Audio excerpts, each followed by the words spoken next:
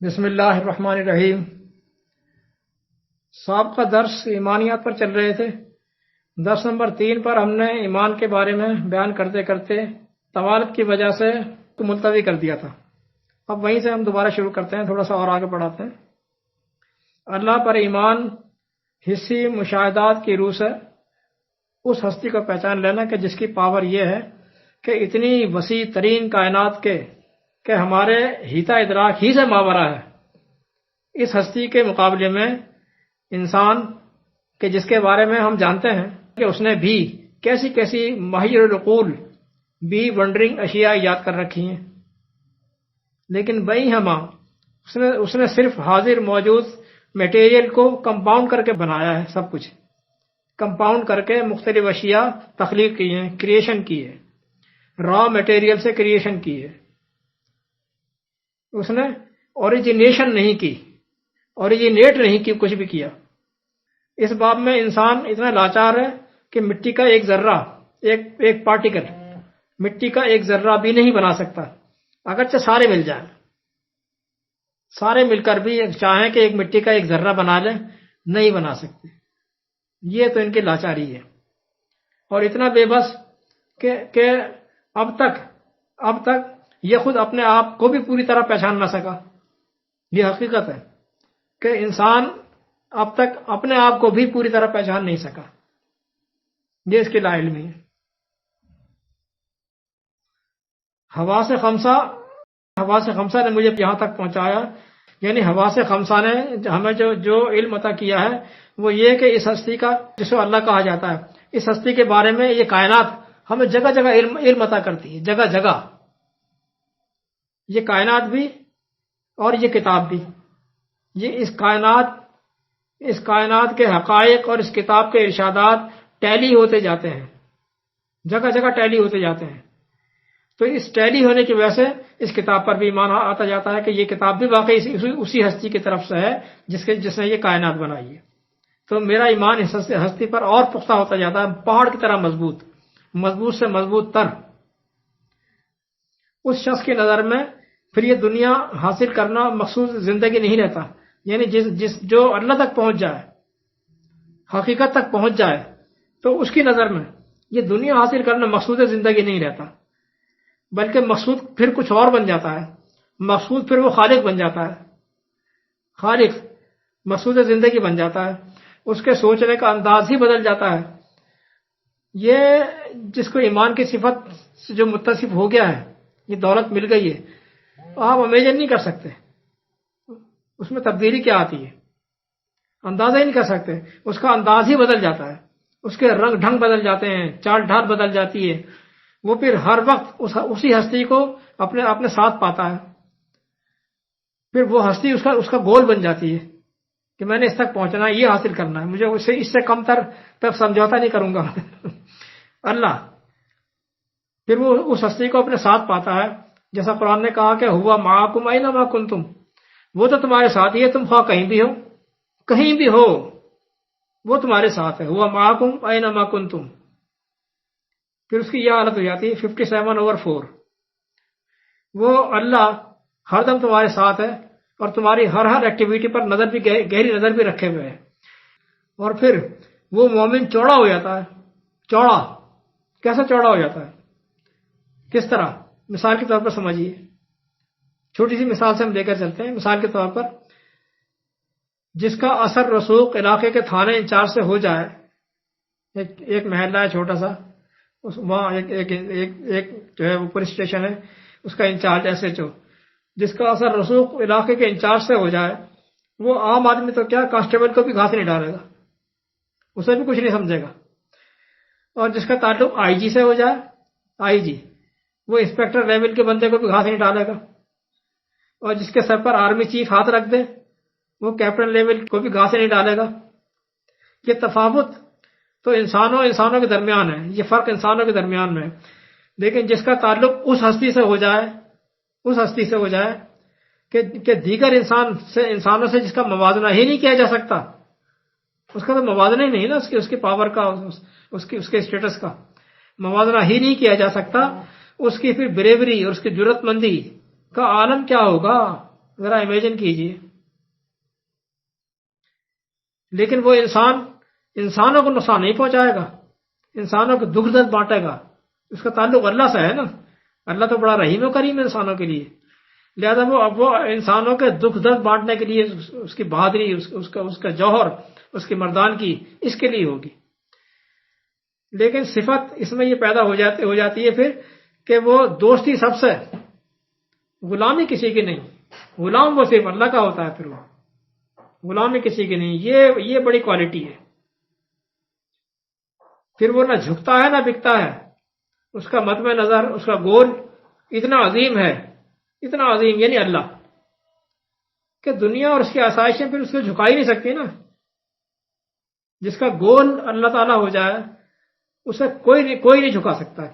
وہ کبھی بھی نہیں بکے گا نہیں. اس کا گول تو اللہ تعالیٰ ہے، اس سے کم میں وہ سمجھوتا کرے گا ہی نہیں وہ.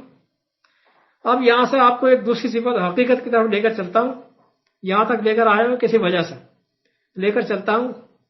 اسلامی مملکت کا سربراہ چننے کے لیے کسی شخص کی جو پہلی صفت رکھی ہے قرآن نے وہ یہی ہے جناب. یہی صفت ہے کہ اس شخص کا گول، اس کا مطمع نظر اللہ ہو جاتا ہے. اللہ. دیکھیں پہلی شرط کتنی بڑی لگتی ہے اللہ تعالیٰ نے. پہلے آیت کے اندر پہلے جمع کے صیغے لا کر مومنین سے خطاب کر رہا ہے. کہتا ہے لقد کان لکم فی رسول اللہ اسوۃ حسنہ. اے مومنو، تمہارے لیے رسول کا انتخاب کرنے کے لیے رسول کا ماڈل یہ ہے، یہ ماڈل ہے. لمن کان یرجو اللہ 33/21 کہ اس شخص کا انتخاب کرو جس کا مطمع نظر ہے، جس کا گول اللہ ہو. دیکھا جناب، یرجو اللہ، جس کا گول اللہ تعالیٰ ہو. وہ نہ جھکے گا نہ بکے گا.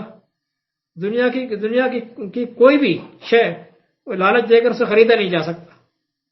وہ بکاؤ مال نہیں ہوگا جناب. لیجیے صاحب، ایک ہی صفت اتنی بڑی لگتی ہے اللہ تعالیٰ نے کہ اس کا کوئی مقابلہ ہی نہیں ہے. اس کا کوئی مقابلہ نہیں ہے. ابھی میں اسی صفت کو چلاؤں گا آگے. اگلی دو صفات اور بھی ہیں اس آیت کے اندر، اس پر ہم بعد میں بات کریں گے. یہ پہلی صفت ہی اتنی بڑی ہے.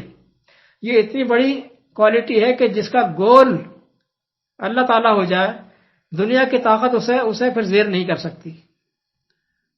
وہ سب کی منجی ٹھوک کے رکھتا ہے جناب. پھر وہ اور اللہ کے ملائکہ اس کی مدد کرنے کے لیے بھی آ جاتے ہیں. دیکھیں آپ، قرآن کہتا ہے ان الذین قالوا ربنا اللہ. وہ لوگ جن کا نعرہ یہ ہو کہ ہمارا رب تو اللہ ہے، یعنی اللہ کو سب کچھ مان لیا اس نے، ہمارا رب تو اللہ ہے. اور پھر اس یقین پر ڈٹ جائے، لاکھ کو اسے خریدنے کی کوشش کرے اور وہ ٹس سے مس نہ ہو. ثم استقاموا ان الذین قالوا ربنا اللہ ثم استقاموا. پھر اس پر ڈٹ جائے، اڑ جائے اس کے اوپر، تو پھر اس کے نتیجے میں کیا ہوتا ہے؟ تتنزل علیہم الملائکۃ الا تخافوا ولا تحزنوا. پھر ملائکہ کا نزول ہوتا ہے ان پر یہ تسلی دیتے ہوئے کہ اب تجھے کس بات کا خوف ہے، اب تجھے کس بات کا غم ہے. اب تو نے اس کا دامن تھام لیا ہے جس کا کوئی مقابلہ ہی نہیں ہے. پھر جنت کی خوشخبری دینے کے بعد ملائکہ کہتے ہیں اب ہم تمہارے مددگار ہیں اس دنیا میں بھی اور آخرت میں بھی. نحن اولیاؤکم فی الحیات الدنیا وفی الآخرہ. 41 کی 30 اور 31، 41 کی 41/30 and 31. اور اللہ اپنے ملائکہ کے ذریعے اس کی پھر مدد کرنی شروع کر دیتا ہے. یا اللہ، ہم نے تجھے پہچان لیا، مجھے تو اب تو چاہیے، اس سے کم پر جو ہے میں کمپرومائز نہیں کروں گا، مجھے تو چاہیے. دیکھیں بہت بڑی بات ہے یہ. اس پر بھی تھوڑا سا آگے بتاؤں گا پھر آپ کو کہ یہاں تو چاہیے، تجھ سے کچھ نہیں چاہیے، تو چاہیے بس. ہم تیرے غلام ہیں، ہم اب کسی کے آگے نہیں جھکیں گے. اب ہم اس اہم آیت کے متعلق چند ٹیکنیکل پوائنٹس میں رکھنا چاہتا ہوں. یہ اہم آیت کون سے؟ لقد کان لکم فی رسول اللہ اسوۃ حسنہ لمن کان یرجو اللہ والیوم الآخر وذکر اللہ کثیرا. اس آیت کے کچھ پوائنٹس، ٹیکنیکل پوائنٹس میں رکھنا چاہتا ہوں. مومنین سے کہا جا رہا ہے کہ تمہارے لیے رسول اللہ میں بہترین نمونہ ہے. اس کو ذرا غور سے سمجھیے گا، سنیے گا. مومنین سے کہا جا رہا ہے کہ تمہارے لیے رسول اللہ میں بہترین نمونہ ہے. اور رسول اللہ دین اسلام کی ایک مرکزی پوسٹ ہے. اس بات کو آپ سب لوگوں نے بہت اچھی طرح سمجھ لیا ہے. دوسروں کو چھوڑیں، انہیں تو ابھی الف بے کی تختی پڑھانی پڑے گی. آپ تو سمجھتے ہیں نا. آپ پہلے قرآن کی روح سے عام پبلک اور رسول کی ریلیشن شپ پہ غور کیجئے. ریلیشن کیا ہے دونوں کا؟ دیکھیں، من یطیع الرسول فقد اطاع اللہ 4/80. جس نے رسول کی اطاعت کی تو اس نے اللہ کی اطاعت کی. اور جگہ جگہ اطیع الرسول موجود ہے. تو گویا کہ قرآن کی روح سے عوام کا اور رسول کا اسٹیٹس بالکل ایک دوسرے سے اپوز ہے. ایک مطیع اور ایک مطاع، یعنی ایک مطیع اطاعت کرنے والا اور دوسرا مطاع جس کی اطاعت کی جائے. دونوں کا زمین آسمان کا فرق ہے. یہ تو ایک فرما روا، ایک فرما بردار. تو عوام رسول کے ماڈل پر کیسے آ سکتی ہے؟ عوام تو رسول کے ماڈل پر نہیں آ سکتی کہ اے مومنو تم سب رسول کی صفات اپنا لو، جیسا کہ تاثر دیا گیا نا اس آیت سے کہ اے مومنو تم سب رسول کی صفات اپنا لو. رسول پر تو ایمان بھی لایا جائے گا. کیا تم سب پر بھی ایمان لایا جائے گا؟ رسول کی صفات کیسے اپنا لو؟ قرآن نے ماڈل دیا ہے رسول کا. قرآن نے ماڈل دیا ہے رسول کا، فراڈ کر کے اسے بنا دیا عوام کے لیے. رسول کیسے پاجامہ پہنتے تھے، کیسے دھوتی باندھتے تھے، کیسے مسواک پکڑتے تھے، کیسے مسواک کرتے تھے. قرآن بات عہدے کی کر رہا ہے، یہ شخصیت پر لے کے چلے گئے. اور دوسری بات یہ کہ اگر رسول سب کے لیے ماڈل تھا، اب اور ذرا ٹیکنیکل بات بتانا چاہتا ہوں، رسول اگر سب کے لیے ماڈل تھا تو آیت کے الفاظ یوں ہونے چاہیے تھے کہ لقد کان لکم فی رسول اللہ اسوۃ حسنۃ لمن کانوا لمن کان یرجونا لمن کانوا یرجون اللہ.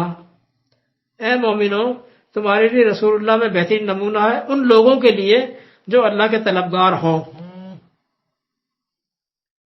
کانا کے بجائے کانو ہوتا اور یرجو کے بجائے یرجونا ہوتا، لیکن ایسا نہیں ہے. رسول کے لیے کانا بھی واحد کا صیغہ لایا گیا اور یرجو بھی واحد کا صیغہ لایا گیا. لہذا یہ بہت بڑی ٹوپی پہنائی گئی ہے ملائیت کی طرف سے. اور یہ ساری ٹوپیاں آہستہ آہستہ میں انشاءاللہ اتاروں گا. آگے بھی چلیں گے انشاءاللہ. والسلام.